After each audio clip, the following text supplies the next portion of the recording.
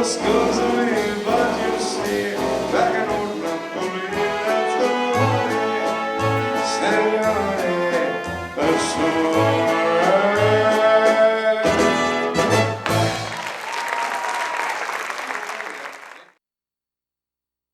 Bobby Mayo Jr., our Dean Martin in tonight's show. Wow. You have fun with it? Oh, absolutely. I read in your bio that you've been in entertainment since you were a kid. Tell me about that. Yeah, I was born in the business, really.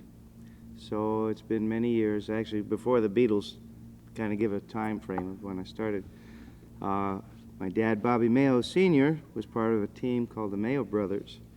And they actually worked with Martin and Lewis in many years. And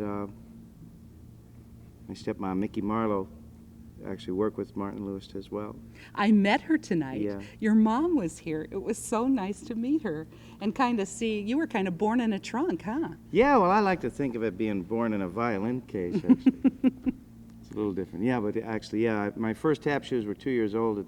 Daddy got me, and that was, I still have one of them left. It's about this big. So that's where it all started, through tapping and then acting and doing impressions as a child as well. Now, you met some of these guys as a child, didn't you? I met all of them, yeah. Oh, yeah. my. Got to work with a couple of them. Yeah. That's so nice to be able to recall that you met these people originally and now you're doing a tribute to them. Yeah, that's the fun part about it, because actually my dad, Bobby Mayo, was real friends with Dean, and he loved him. And Dean Martin was a very nice man and a really good guy, hard worker, different than the, you know, what we see as far as the... He did have an image, though, and, you know, in all fairness, he worked at that image. Well, I put it this way, when people ask me the question, was Dean Martin a drunk or really drink? And yeah, he drank, even though some documentaries say he really didn't. He didn't drink on stage like it, you know, looks.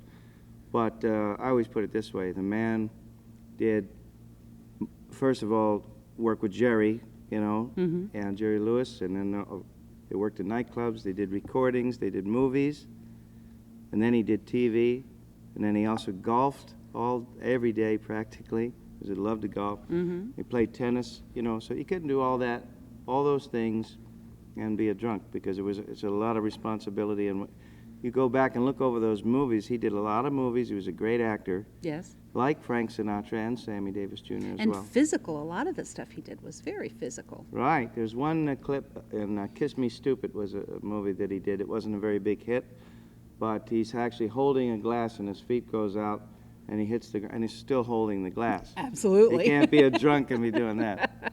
They learned a lot from Jerry Lewis. Now, where do you live? Where do you call home? Home is Miami at the time.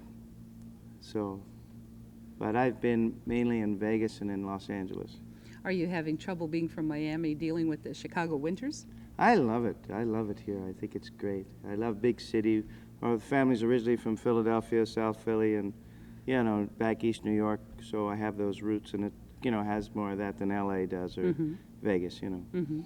You really nail the accent for Dean. You know, he came from, was it Hoboken, New Jersey, or where was Dean from? No, Dean was from Ohio.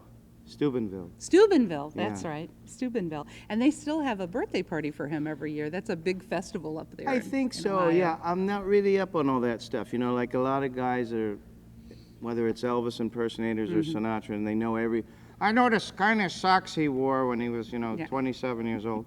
I don't know that kind of stuff, so. But, you know, I look at that from a different angle. What motivates him to move a certain way or sing a certain way? What were their inspirations and things of that nature?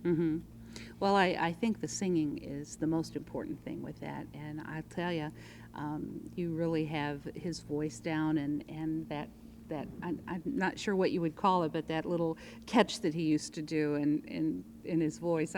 Well, thank you. It was just phenomenal to hear it again. You know, it was very nice and comforting, and you know, it was a great thing to hear it again. Thank you very much. I think Dean, again, was a better singer than people thought, because they didn't really hear his voice, and they saw him with Jerry, and then with the TV, kind of being clowning around with Frank, and they didn't really pay attention how great of a singer he really was.